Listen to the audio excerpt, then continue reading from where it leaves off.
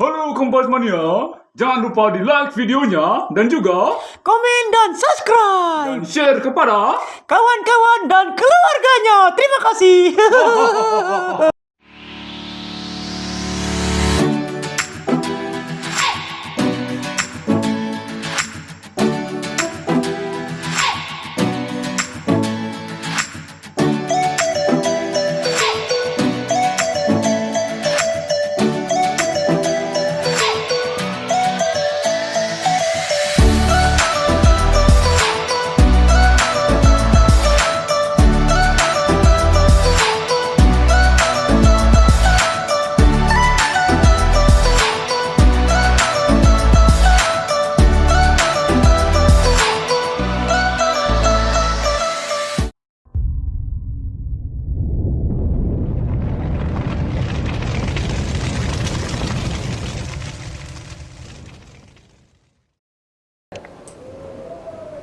Halo, selamat pagi para Kompas Mania, dimanapun kalian berada pada saat ini.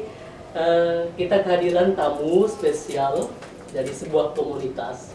Nanti kita akan bincang-bincang bersama dengan mereka di Sunrose Podcast. Jadi kita ada ini ya, kita ada tagline khususnya.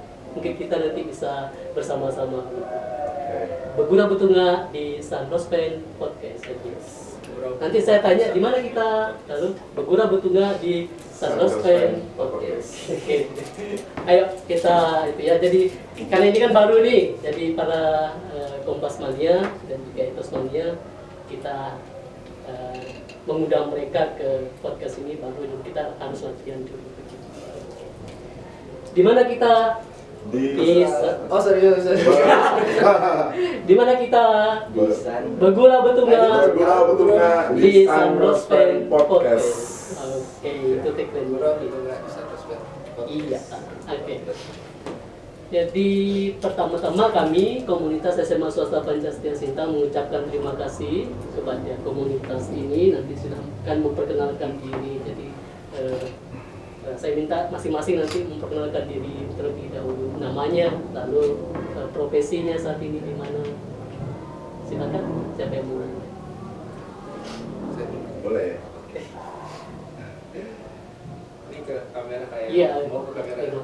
Sorry ya Romo, agak grogi. Tidak apa-apa, santai saja. Halo sahabat Kompas, kenalkan nama saya Rido. Saya bekerja sebagai tenaga honorer di salah satu puskesmas di Kabupaten Sintang. Terus kalau ditanya nih, ya semua sombong. Apa jabatannya di Marimland? Jabatan saya sama kayak teman-teman seperti ini. Ya, pokoknya kita saling bahu-bahu lah pokoknya. Ya. Oke, makasih Rido. Oke, sahabat Kompas, nama saya Fernandes, biasa dipanggil Koahin. Saya swasta di perusahaan marketing. Kalau untuk jabatan sama kita anggota keluarga besarnya Mari Melihat. Oke, terima kasih Pak Ahli. Silakan. Langsung. Ya. Ya. Oke, halo teman-teman semua. Saya Aziz Hendra Syaputra. Untuk sekarang saya alumni dari salah satu sekolah yang ada di Sintang, yaitu di MAN 1 Sintang. Terus kegiatan saya wira swasta, bekerja di Kelang. Terus jabatan saya di Mari Melihat sama seperti teman-teman yang lainnya, yaitu sebagai volunteer dan lain sebagainya macamnya. Oke, terima kasih atas perkenalannya. Mungkin untuk yang ini saya mau bertanya untuk foundernya di awalnya. Jadi ini namanya komunitas Mari Melihat. Mari Melihat. Ya, Sintang. Nah, ini komunitas yang seperti apa? Lalu latar belakang berdirinya itu atas keprihatinan apa sih sebetulnya? Gitu ya. Mungkin bisa dijelaskan? Jadi komunitas Mari Melihat itu sebenarnya berdiri, kalau ditanya secara resmi kan belum tahu, tapi di 12 September itu 2017.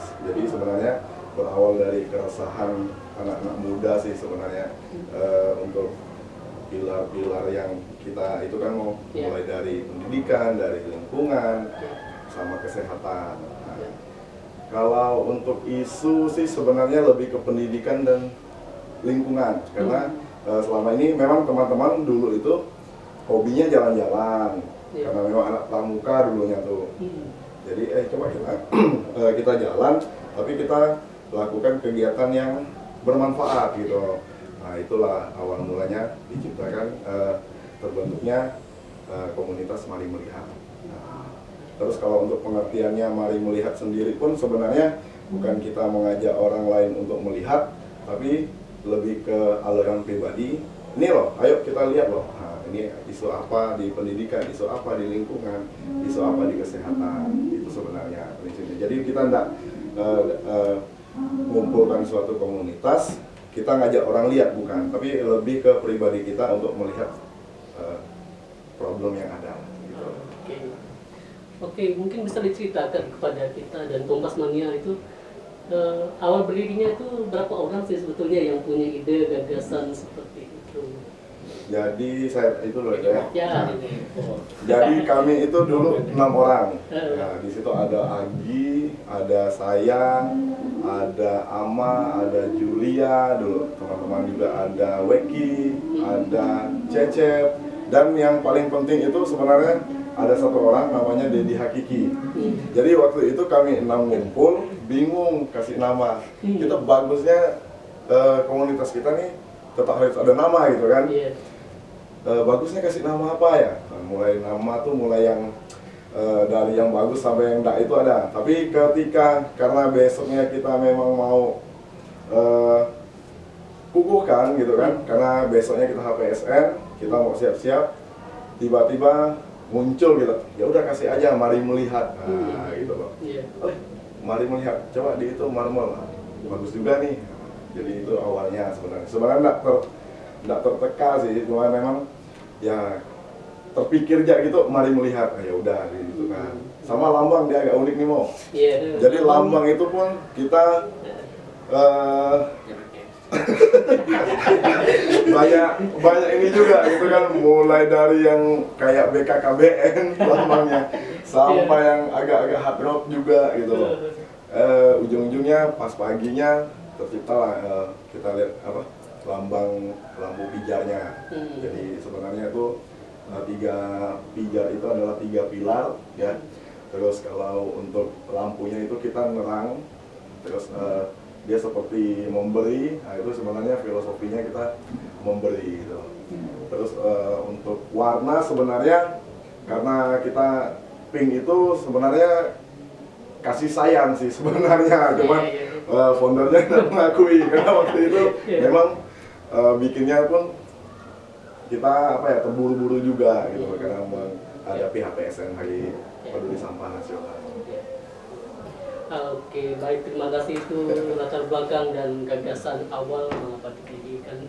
Mungkin untuk Rido, ya Rido kira-kira mulai bergabung di komunitas Mari Melihat ini sejak kapan dan apa yang membuat Rido akhirnya memutuskan untuk bergabung di komunitas ini? Ini jauh nih Mo sebenarnya. Sebenarnya terbentuknya Mari Melihat ini karena saya dulu punya komunitas namanya Kopi. Kita pernah ngobrol sama salah satu founder di Mari Melihat. Kebetulan Kopi itu dibentuk sama dalam waktu yang singkat-singkatnya. Jadi malam itu kita bentuk salah satu komunitas, kita bentukin Pontianak waktu itu. Kebetulan ada founder yang datang Pontianak, kita dari Mari Melihat. Setelah kita bentuk, Mari Melihat bentuk duluan tuh, udah dapat logo segala macam kan. Kita bentuk, seminggu setelah itu kita ngadain kegiatan. Sukses. Nah, sukses. Terus kita bilang founder ini loh, ini jiwa-jiwa anak muda nih. Kebakar lihat. Nah, jadi provokator istilahnya. Iya. Yang baik kamu ya. Iya betul. Jadi kegiatan pertama itu anak-anak hobi, anak-anak komunitas saya itu sampai wah, gila hanya anak orang melihat nih. Kok sampai segininya gitu, di luar ekspektasi kita. Maksudnya ya biasa aja lah, kegiatannya ternyata luar biasa. Ya, kegiatan pertama saya nggak ikut, kegiatan kedua saya ikut. Itu di Merah Harai ya. Ayat dulu ya. Baru ikut merasa kayak ini oke juga nih. Jatuh cinta lah ya. Lihat dia ikut, abis itu ya di kegiatan kedua itu rada-rada kayak kena tipu gitu sih sebenarnya. Jadi kita kan sebelumnya di briefing, Iya. dijelasin berapa jam kita perjalanan segala Iya. macam. Oke, lu nanti beli kartu lah gitu. Ya, jadi bisa main kartu nih di atas sepit ya gitu kan, sampan. Woi, enak lah, seru lah berarti beli kartu lah. Belum berapa, kayaknya baru berapa detik ya gue. Turun. Baru berapa detik jalan turun deh. Lagi. Sampannya tuh udah perahunya udah apa? Udah karam gitu. Udah itu dasar sungai. Kemarau. Iya, iya. Kemarau kan. Jadi ya di kegiatan kedua tuh kayak kesannya wih, luar biasa lah, melihat sampai ke detik ini. Jadi masih kayak kita harus bikin kayak BTS 2. Paling kita di BTS 2, luar biasa BTS 2. Oke, terima kasih Rido. Dan ini ada teman kita ini baru sudah berapa lama ini bergabung ini? Ini kan anak muda nih ya. Jadi anak muda yang juga luar biasa sekali saya pikir ya. Bergabungnya kapan? Jadi bergabung itu tahun kemarin waktu banjir. Oh, Kemarin itu secara tidak sengaja ketemu sama Mari Melihat ya, sebagai volunteer waktu itu. ya. Terus diajaklah sama abang-abang dan kakak-kakak dari Mari Melihat untuk mengikuti kegiatan mereka, yaitu kemarin itu membagikan donasi di Tempuna sama di Spau. Donasi banjir. Nah, donasi banjir. Ya. Terus setelah itu nggak lama kemudian Mari Melihat mengadakan kegiatan, yaitu tadi Backpacker to Share. Nah, awalnya itu Backpacker to Share 7 di Melawi. Nah, itu saya belum bisa ikut karena harus menyelesaikan sekolah dulu baru bisa ikut. Iya. Nah, terus akhirnya setelah lulus baru bisa ikut di BTS 8 Iya, iya, BTS 8. Nah, Di kampung. nah, di Kabung itu sangat-sangat luar biasa. Teman-teman dari Pontianak antusiasnya ramai sekali. Terus sambil bisa mengenal lah Mari Melihat lebih jauh. Terus bisa berbaur, bagaimana cara berbaur dengan masyarakat, mengenal sisi lain dari masyarakat itu gitu. Terus banyak juga yang saya pelajari dari setiap sosok abang dan kakak-kakak saya. Ya. Jadi mereka punya latar belakang yang berbeda-beda, dari profesi yang berbeda-beda. Mereka mau menyempatkan diri untuk menolong satu sama lain. Iya. Karena kita dari background komunitas yang berbeda. Iya. Ini Ajis, saya ketemu si Ajis itu, Ya. Ajis bawa cat defender ya kemarin. Iya. Di banjir tuh dia nolong kucing-kucing gitu ya. Oh iya iya. Kalau yang Koahin kan juga Iya. dari 1000 guru ya kok ya. Iya. Iya. Awalnya. Ya ini yang menarik, hemat saya tuh yang menarik itu dari komunitas ini dari buah keindahan saya pikir yang ada di komunitas ini. Dan bagaimana sebetulnya komunitas ini meskipun latar belakangnya berbeda-beda dengan sebuah tujuan yang sama untuk berbuat baik. Dan berbuat baik juga tidak pandang kamu apa, berasal dari suku apa, ras apa, agama apa. Nah kira-kira Koahin sebagai co-founder dulu itu memimpikan bahwa akan seperti itu atau tidak? Kalau dulu tuh sebenarnya nggak terpikir mau. Nah, jadi kita sebenarnya bukan komunitas dulu, kita perkumpulan sebenarnya. Perkumpulan kawan-kawan yang memang hobi jalan-jalan, Iya. tapi ingin bermanfaat di setiap perjalanannya sebenarnya. Iya. Tapi ternyata kita perhatikan antusias anak muda tuh di luar sana ternyata responnya positif sekali mau. Iya. Makanya sampai hari ini puji Tuhan mau kita udah di selain komunitas Mari Melihat Sintang, kita ada marmelnya Melawi, kita ada marmel Pontianak, ini kita ada marmelnya Nias mau. Terus nanti ada kedepannya memang kita ya semoga puji Tuhan kita ada di Jawa. Nah, cuman memang latar belakang dari komunitas sebenarnya perkumpulan anak muda sih yang memang hobinya tuh jalan-jalan sih mau lebih ke kita kan memang dulu kan memang hobi naik gunung, kita hobi mancing, nah itu yang lebih ke natur-natur tuh. Tapi karena ngerasa kita udah lakukan sesuatu tapi hanya manfaatnya hanya buat kita sendiri gitu. Alangkah bagusnya coba kita lakukan perjalanan gitu kan dengan bermanfaat buat orang lain. Makanya itu sebenarnya awal dari Backpacker to Share. Jadi melangkah dan berbagi. Lalu kira-kira kalau mau jadi anggota komunitas ini ada persyaratannya enggak? Misalnya harus apa pengetahuan apa ya untuk bergabung di situ. Apakah memang harus lewat BTS dulu jadi jadi volunteernya dulu lalu bagaimana? Mungkin bisa dijelaskan kepada. Jadi kita punya 3 pilar Jadi itu pilar pendidikan, pilar kesehatan, pilar lingkungan. Di dalam 3 pilar itu kita ada program wajib yang kita jalankan. Cuman memang gawenya BTS Mari Melihat ini, setiap keluarga, anggota yang ingin menjadi keluarga besar wajib mengikuti Backpacker to Share, yaitu di pilar pendidikannya. Nah, jadi semua anggota, semua keluarga yang tergabung di dalam Mari Melihat itu memang wajib ikut BTS. Jadi dia mau ikut BTS manapun, yang penting dia sudah ikut. Misalnya contoh si Ajis, dia BTS 8 yang Marumal Pontianak, gitu. Si Rido sama saya memang BTS-nya di Sintang, tapi dia tetap itunya. Jadi sebenarnya syarat ketentuannya wajib ikut BTS. Ya. Oke. Ini kan Rido ya, pengalaman Rido ya. Ketika misalnya ke pedalaman sana itu mengapa sih kelompok sasarannya itu lebih kepada masyarakat pedalaman yang menerima manfaat dari apa yang dibuat oleh komunitas ini begitu, dan bagaimana sih membangun kerjasama kan tidak hanya antara anggota komunitas saja tetapi kan dengan pihak luar ya, khususnya tadi di bidang pendidikan pasti kan harus berkomunikasi juga dengan pemangku kepentingan begitu kan, lalu juga dengan masyarakat di sana, dan kebanyakan yang saya dengar itu kan komunitas-komunitas yang dibantu sekolah-sekolah yang dibantu ini adalah sekolah-sekolah yang notabene adalah di bawah naungan pemerintah begitu. Nah lalu banyak orang ngeluh, ngapa sih ngikut terlibat begitu, itu kan kerjanya pemerintah. Jadi orang kan banyak berpikir seperti itu gitu kan. Lalu ngapa komunitas ini tetap bertahan dengan programnya dan juga di bidang pendidikan itu. Mudah-mudahan dasar kena somasi. Mudah-mudahan podcast lancar. Maaf lah ada salah kata. Oke kita lanjut ya. Iya. Ini agak serius nih. Sebenarnya Mari Melihat itu bukan jadi rival satu atau dua. Kita memang lagi trennya tuh bersinergi sama siapapun.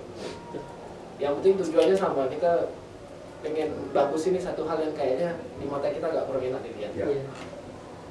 Entah itu sistem, entah itu fisik atau apa, oke kita terlepas dari itu. Jadi yang jadi dilema sebenarnya koordinasi, betul kata kamu. Itu jadi dilema besar di Mari Melihat. Ke siapapun. Kalau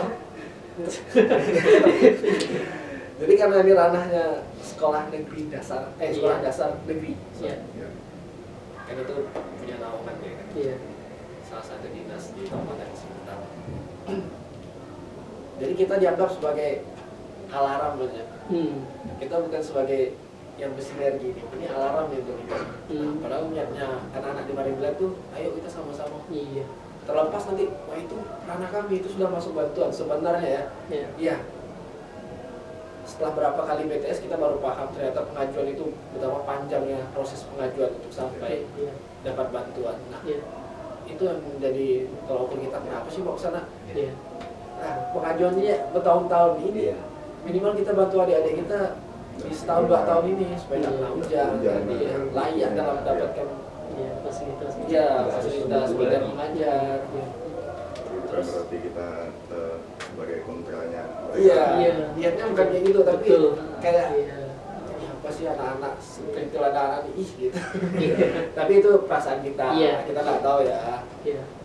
Tapi sebetulnya kan begini, kalau misalnya pemangku kepentingan berpandangan luas begitu kan, malah mereka sebetulnya dibantu, ditolong begitu. Dan maksudnya kita itu selama ini kan orang berpikir, orang kan protes saja, termasuk ke lembaga pemerintah begitu kan. Pemerintah ngurusnya kan banyak sekali ya, seluruh Indonesia, apalagi ini Kabupaten Sintang yang luas sekali begitu kan.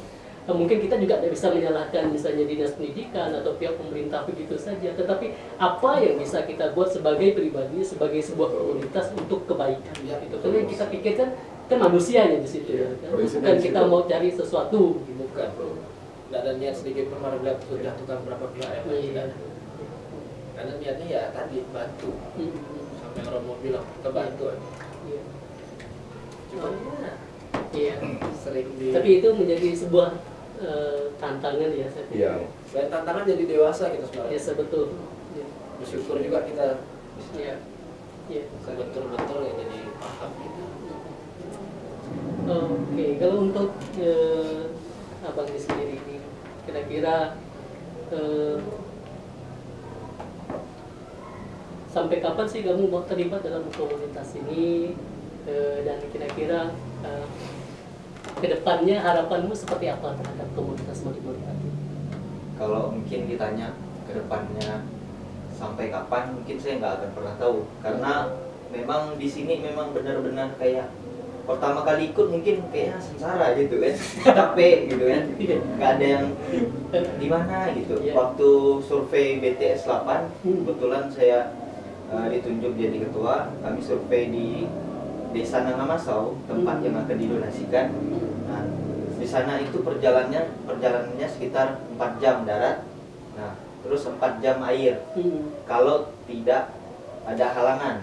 Nah, di sana aja itu udah jenuh kayak mikirnya kan, kenapa aku di sini kan. Terus sebenarnya ada banyak yang bisa pelajari, tapi kenapa aku memilih Mari Melihat? Yeah. Ya karena memang di sini saya bisa menemukan kekeluargaan. Terus memang awal masuk juga tertutup gitu, melihat waktu bagikan donasi segala macam. Yeah. Wah gini ya, Yeah. apa namanya, turun ke lapangan dengan trek yang macam lumpur dan segala macam, susah payah dilalui gitu.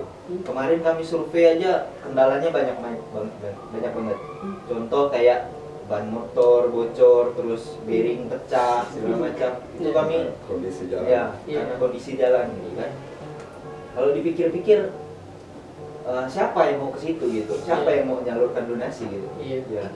Tapi dipikir ke belakang, kalau bukan kita ya siapa lagi gitu kan. Mumpung masih muda, masih banyak waktu gitu kan, tambah pengalaman juga. Nah, terus yang saya inginkan dari Mari Melihat ke depannya, semoga bisa memperluas lagi jaringannya, terus bisa ya setidaknya bisa dipandang baik dari segi pemerintahan dan yang lain-lain gitu, tidak dipandang sebelah mata gitu. Oke. Sebenarnya sama Bu ya. Kita di BTS 2, setelah BTS 2 selesai itu Iya. di Merah Harai. Kalau kita sepakat udah tidak ada lagi kegiatan. Serius deh Bu. Karena itu Badar ngerasa Jerak. Iya, jelas. rasa gitu ya. Tapi dari sekarang itu ini masuk ke BTS berapa ya? 8. 8 ini ya Ustaz. 8 kan? Iya, 8. Ada satu hal yang menarik yang dulu pernah saya ingat itu di Mari Melihat itu ketika berjuang bersama. Jadi bukan hanya sekedar komunitas pendidikan, kesehatan dan juga lingkungan, tetapi juga bagaimana tindakan kemanusiaan yang luar biasa ketika dulu membantu ibu yang menderita kanker, ingat ya? Iya. Ya itu luar biasa, mungkin Ko Ahin bisa itu ya. Jadi kalau untuk yang Kak Mirna atau almarhum itu memang di pilar kesehatan ya. Jadi kita ada program itu namanya Sahabat Marmomo. Sebenarnya program itu untuk adik-adik kita, anak-anak yang memang sakitnya itu tidak di cover sama BPJS. Tapi waktu itu ceritanya gini, seru nih. Si Ridho dan si Roni pada saat itu waktu masih dia ketua, dia panggil saya gitu kan. Kok kita mau ketemu di mana? Kita di warung kopi di Pasar Impres loh. Jadi diceritakan ya, kami ada ketemu nih, kok kita kakak itu kondisinya udah stadium 4, cuman dia hamil kok. Nah, dari situ kami itu rasanya tuh terpanggil sekali gitu. Jadi sebenarnya kalau kita ngomong kanker itu kan nggak ada obatnya ya Mo ya. Iya. Tapi dari pihak keluarga yang mau kita sedikit amanah gitu kan, dari itu terserah lah, kami udah pasrah sama Kak almarhum Mirna. Tapi kami mau anaknya lahir dengan sehat. Nah, itulah di situ tantangan kami. Karena pada saat itu kalau kita lakukan operasi sesar, berat badan sama kondisi fisik anak itu memang belum bisa mau. Jadi kita antara ini sekarang bukan mau bekerja donasi, tapi kita ngajar waktu pada saat itu. Sama-sama itulah sama-sama tertekan juga mau. Kita tertekan karena takut dia Bahkan sempat putus, sampai itu ya. di rumah sakit kan sampai. Iya. Bahkan Romo juga ikut sebagai volunteernya. Romo juga setiap hari mengunjungi kan, kita juga mengusahakan gimana caranya anaknya itu masuk gitu lah, ideal berat badannya gitu. Tapi sebenarnya itu sendiri Romo sendiri yang kasih nama saya sampai hari ini masih ingat, Bartolomeus Marcel. Itu sehat sampai hari ini. Iya. Oke, ini cerita yang luar biasa sekali. Jadi Kompas Mania ini sebuah komunitas. Berarti dari berdirinya sampai sekarang sudah berjalan 5 tahun. Jadi banyak hal praktik baik yang sudah komunitas ini berikan. Bukan hanya mereka duduk diam menunggu saja, tetapi apa yang mereka bisa lakukan. Dan mereka mencari dana itu sendiri. Artinya bagaimana mereka menjalin relasi dengan siapapun orang yang mau membantu mereka. Ini luar biasa sekali. Jadi bukan mengandalkan kami nunggu ada bantuan dari pihak si A, pihak si B atau bagian eksekutif legislatif, enggak, tetapi mereka berusaha sendiri. Dan ini juga menjadi sebuah motivasi saya pikir untuk kita semua terhadap komunitas ini. Gitu. Lalu untuk ke depan ini kan ada BTS yang ke-8 ya kan. Nah, kapan itu direncanakan akan dimulai? Lalu sekarang itu prosesnya sudah sampai ke tahap seperti apa? Gitu. Jadi, kamu ketuanya ya? Ini ketua termuda gitu. Setiap BTS. Oke, untuk kegiatannya yaitu di tanggal 20 sampai 23 Oktober di Desa Nangamasau, Kecamatan Kayan Hulu. Nah, di sana itu memang benar-benar luar biasa lah. Bahkan di sana treknya luar biasa, tidak ada listrik, terus tidak ada aktivitas di sana. Di malam hari itu gelap gulita, jadi memang penduduk di sana tuh ya memang survive lah hitungannya. Anak-anak di sana juga sekolahnya kurang layak juga. Kemarin kami survei di sana. Terus apa ya? Persiapannya sekarang sudah sekitar 60-70%. Terus sekarang lagi melakukan galang dana, jual merchandise, terus galang dana. Nah, rencananya ini mau tur ke kampus-kampus. Nah, cuman masih diperhitungkan lagi persiapan dan segala macam. Terus untuk barang donasi sedikit demi sedikit sudah kami penuhi, dari baju, terus alat-alat tulis, sepatu dan lain semacamnya. Berarti donasi itu bisa berupa barang atau juga bisa berupa donasi dalam bentuk uang gitu ya. Nah, jadi para Kompas Mania dan juga komunitas-komunitas lain di luar sana yang mungkin mau berpartisipasi ya, untuk berbuat baik ya, bersama dengan komunitas mereka menyalurkan bantuan dari rekan-rekan semua untuk bisa berdonasi dalam kegiatan BTS yang ke-8 ini. Sebagai penutup saya pikir mungkin dari Ko Ahim kira-kira pesan seperti apa sih yang mau disampaikan dan juga harapan untuk komunitas ini. Dan komunitas ini saya berharap tidak mati begitu ya, karena ini kan tujuannya sangat mulia. Mengapa saya sangat mengapresiasi komunitas ini? Karena di sini beragam tadi. Kebetulan saya dulu pernah ikut yang di Sedaun itu ya. Itu pengalaman pertama yang sangat menyentuh saya. Ya. Bagaimana kita tidur di rumah orang, masak sendiri. Saya mandi di sungai itu jatuh dengan yang dari Melawi itu jatuh di sungai itu. Jadi luar biasa sekali. Saya melihat keindahan di situ. Lalu saya ini kan sekarang ikut program guru keberagaman. Bagaimana keberagaman itu menjadi sesuatu yang indah. Jadi perbedaan itu bukan membuat kita bermusuhan, tetapi menjadikan satu kekuatan dalam hal perbuatan baik. Jadi mungkin dari Pak Ahim. Kalau pesan saya, harapan saya sih, sebenarnya metode kita memang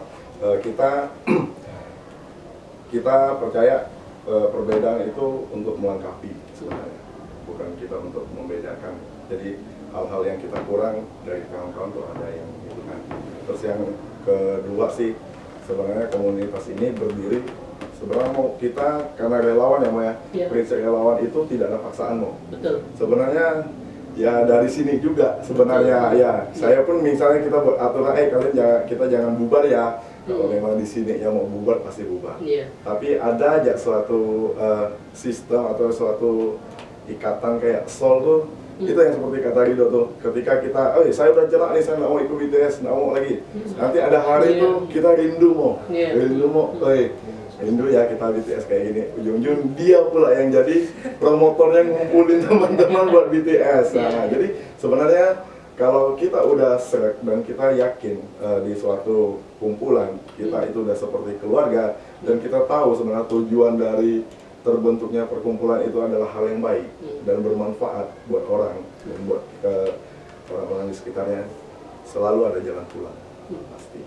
Harapan saya mari melihat nih mau ke depannya kita tetap nyaring anak-anak muda yang memang mau punya prinsip kita kebaikan ya pastinya. Kebaikan artinya apa tujuan kita hidup ini sebenarnya untuk menabur kebaikan. Itu yang kita saring nanti ke depan. Oke, baik dari Rido mungkin untuk harapannya untuk komunitas Maringga ini kan nama juga relawan, kita bekerja sukarela kan, tidak digaji. Ya, walaupun ada pengurus kan tidak ada pakai gaji. Bahkan mengorbankan waktu, pekerjaan, juga pasti uang kan untuk kegiatan seperti itu. Nah, Rido gimana nih? Gimana ya? Kalau kami kan memang beberapa dari founder, salah satu dari founder jadi udah tegak tuh tujuannya. Berarti gini nih, ayo kita giring sampai gini. Ya.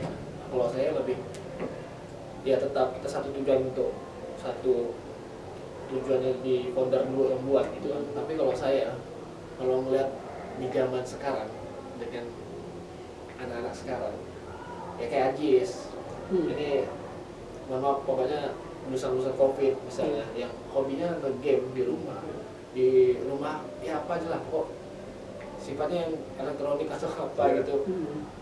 Ya, saya pengen Maringga itu jadi stimulan, jadi pemantik buat rekan-rekan yang masih muda-muda gitu. Ya ayo kita berbuat baik itu dengan cara seru-seru aja kita, dengan cara anak muda. Jangan diam tapi ngetik orang gitu. Lebih baik bergerak, ada tuh tujuan sama tindakan nampak lagi kan. Iya. Yang kata Romo kan hanya diam tapi ngeritik. Iya, betul. Iya gitu. Oke, dari ini sendiri pesanmu untuk anak-anak muda sosialmu kira-kira apa sih begitu ajakan untuk mereka sih? Pesan untuk teman-teman di luar sana, mungkin angkatan saya yang sekarang lagi berkuliah, mungkin jangan pernah kendorkan semangat kalian untuk terus berorganisasi di luar sana, entah organisasi apa itu. Yang penting kalian cari lingkungan yang bisa membawa kalian ke area yang positif gitu. Terus agar kalian selalu bertumbuh, saling melengkapi satu sama lain. Terus bagaimana kita anak muda ini bisa berdampak untuk orang-orang di luar sana gitu. Bukan hanya bisa mengkritik tapi tidak bisa melakukan hal yang positif, tapi lebih baik kita diam terus melakukan sesuatu yang positif, bisa berdampak untuk orang banyak, bisa membantu, terus bisa menjadi pelajaran juga untuk adik-adik kita ke depannya, untuk generasi kita, memberi contoh gitu. Nah, terus karena yang saya prihatinkan yaitu di pendidikan sekarang gitu. Jujur, saya pulang ke rumah lihat anak-anak dulu, mungkin kita biasanya sore-sore main gitu sama-sama teman-teman kita satu gang gitu, main tak kemana. Tapi sekarang pulang sekolah udah lihat gadget. Itu yang sangat diprihatinkan gitu, bisa berjam-jam, bisa berhari-hari gitu. Nah itu juga bisa membawa dampak yang negatif gitu. Oke, terima kasih. Jadi misalnya kalau untuk mau menyalurkan bantuan untuk BTS ini seperti apa ya, lewat mana medianya? Kalau untuk menyalurkan bantuan bisa nanti di DM di Instagram Mari Melihat, bisa diketik Mari terus underscore melihat. Nah di situ ada link untuk galang dana. Terus kalau misalnya pengen ada satu kenang-kenangan nih, pengen donasi juga. Nah di sana ada kami jual merchandise, yaitu berupa baju. Nah seperti yang saya pakai bajunya, terus keuntungannya itu 100% kami pakai untuk donasi ke adik-adik kita. Oke. Ya baik, untuk Kompas Mania mungkin nanti untuk info lebih lanjut akan kita buat di deskripsi ya. Kalau misalnya mau menghubungi nanti nomor nanti bisa mungkin ya kita bisa menghubungi dan juga nanti IG-nya nanti akan kita catat di bawah ini ya. Jadi kami dari komunitas SMA Pancasetia mengucapkan terima kasih yang sebesar-besarnya sudah mau hadir berbagi pada kami semua dan juga pada Kompas Mania dan juga seluruh yang menyaksikan kita ini. Ini tujuan saya sebetulnya untuk memperingati Hari Amal Internasional tanggal 5. Jadi nanti sekolah ini juga akan berdonasi secara bersama, sekarang sudah mulai. Dan kemarin kami sudah mengumpulkan, ya tidak banyak ya dari anak-anak, uang receh yang malu anak-anak kan sisa-sisa dari jajannya begitu. Ya. Kita kemarin sudah mengumpulkan ada 3 juta, lalu ini sekarang masih nambah lagi. Semoga nanti bisa membantu. Saya pesankan ke anak-anak itu kita tidak bisa turun ke lapangan bantu mereka. Tetapi dengan uang Rp1.000 satu hari kita donasikan, selama 20 hari bisa berapa saya bilang. Oh ya, Pancasetia juga salah satu donatur Iya. buat Mari Melihat, luar biasa untuk Pancasetia. Terima kasih. Iya. Iya. Terima kasih teman-teman Sama dari BTS, Pancasetia juga ambil andil yang luar biasa ya. Mulai dari Koin Cinta, Iya. ini, Ya. Help. Ya, jadi nanti ketika misalnya mau mendekati akhir dari donasi itu kami mengundang ke sini untuk bisa memberi bantu. Jadi apapun hasilnya nanti akan kami serahkan seluruhnya untuk ini. Terima kasih banyak. Oke, mungkin ada kata-kata penutup, silakan. Oh, yang tadi itu jadi tagline-nya Mari Melihat. Oke. Iya, Mari Melihat. Ya. Ya. Oke. Mari melihat. Itu salah satu jargon ya. Iya. Jadi kalau saya bilang Mari Melihat, jawabannya jangan kritis. Oke. Tapi dengan penuh semangat kok. Iya. Oke. Kita coba ya. Iya. Mari melihat, Jangan tipis. Oke, terima kasih sekali lagi Terima kasih sudah berkunjung di Mas. podcast ini di Sunrose Pen Podcast ya. Begura Betunga di Sunrose Pen Podcast. Terima kasih. Kami komunitas SMA swasta Pancasetia Sintang mengucapkan Selamat Hari Amal Sedunia 5 September 2022